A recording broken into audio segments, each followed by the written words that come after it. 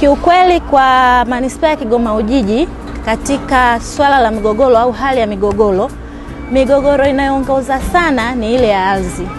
Migogoro ya ardhi ipo mengi sana haswa kwenye kata hii ya Kibilizi.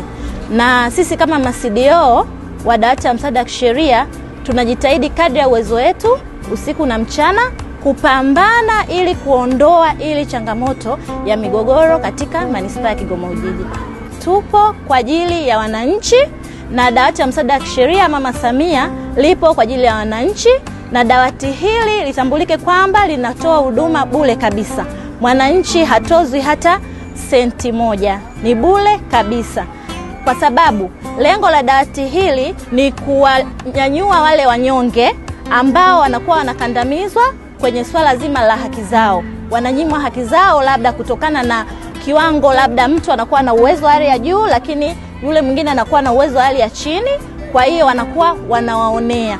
Lakini kutokana na dawati hili la msaada wa kisheria la Mama Samia tupo na tunapambana na tunazidi kupambana changamoto hii iondoke katika manispaa ya Kigoma. Sisi ndio wajenzi wa Tanzania yetu.